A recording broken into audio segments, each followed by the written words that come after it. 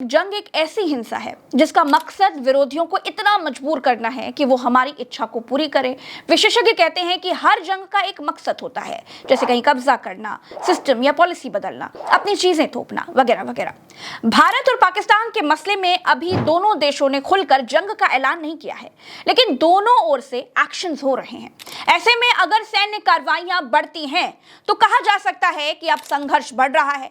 इस संघर्ष में जब आर्मी, एयरफोर्स और नेवी यानी सेना के तीनों अंग शामिल हो जाते हैं तो इसे फुल फ्लेश्ड वॉर यानी पूरी तरह से शुरू हो चुकी जंग कहा जाता है।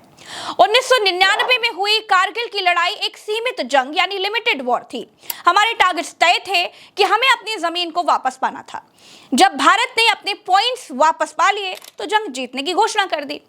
अगर अब दोनों तरफ से जवाबी कार्रवाई बढ़ी तो बात जंग तक पहुंच सकती है। दोस्तों, अब सवाल यह है कि पूर्ण युद्ध और मिलिट्री ऑपरेशन में अंतर क्या होता है, वो भी मैं आपको समझाती हूँ। दोस्तों, जंग में और मिलिट्री ऑपरेशन में अंतर बिल्कुल साफ होता है।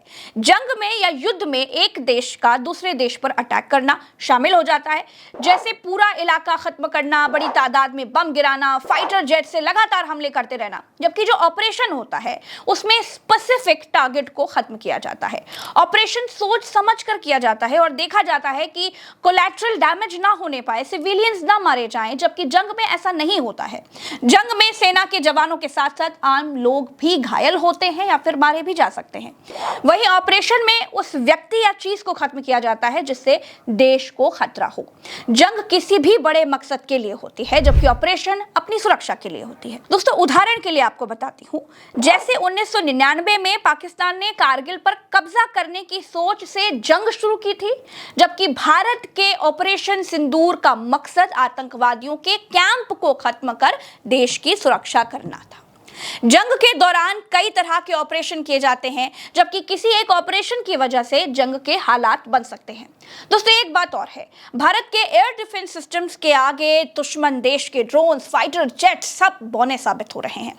जिस एयर डिफेंस सिस्टम ने पाकिस्तान को नाको चने चबवा दिए हैं, वो S-400 डिफेंस सिस्टम क्या है, आज वो भी जान लेते हैं। दोस्तों, S-400 की सबसे बड़ी खासियत उसका मोबाइल होना है, यानी रोड के जरिए इसे कहीं भी लाया या फिर ले जाया जा सकता है।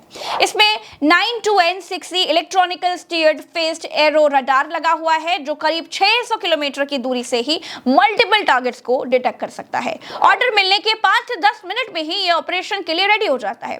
S-400 की एक यूनिट से एक साथ 160 ऑब्जेक्ट्स को ट्रैक किया जा सकता है।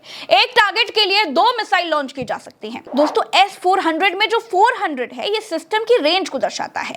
भारत को जो सिस्टम मिल रहा है उसकी रेंज 400 किलोमीटर की है, यानी ये 400 किलोमीटर दूर से ही अपने टारगेट को डिटेक्ट कर काउंटर अटैक कर सकता है। साथ ही ये 30 किलोमीटर की ऊंचाई पर भी अपने टारगेट को अटैक कर सकता है। डिफेंस सिस्टम की हर यूनिट में एक कमांड और कंट्रोल सिस्टम, एक सर्वेलांस रडार, एक गाइडेंस रडार और ट्रांसपोर्ट इरेक्टर लॉन्चर शामिल होता है। साथ ही सिस्टम में अलग अलग रेंज की 4 मिसाइलें भी हैं, short range, medium range, long range और वेरी लॉन्ग रेंज। ये 40 किलोमीटर से लेकर के 400 किलोमीटर की दूरी तक काउंटर अटैक कर सकती हैं। भारत रूस से 400 किलोमीटर रेंज वाली मिसाइल खरीद रहा है, जिसे 40N6E कहा जाता है। वेरी लॉन्ग रेंज की मिसाइल 400 किलोमीटर की दूरी के साथ साथ 180 किलोमीटर की ऊंचाई तक भी हमला कर सकती है। दोस्तों, पाकिस्तान ने 14 अक्टूबर 2021 को HQ-9AG मिसाइल सिस्टम को सेना में शामिल किया। इसे चीन की precision machinery import export corporation यानी CPMIEC ने बनाया है। ये लंबी दूरी तक सतह से हवा में मार करने वाला एक मिसाइल सिस्टम है, जिसे भारत के राफेल, सुखोई और ब्रह्मोस के हमलों को रोकने के लिए कराची और लाहौर जैसे शहरों में तैनात किया गया है। भारत ने S-400 डिफेंस सिस्टम को रूस से खरीदा है और 2021 में सेना में शामिल किया। ये aircraft cruise missile, ballistic missile, drone और स्टील्थ एयरक्राफ्ट को रोकने में पूरी तरह सक्षम है।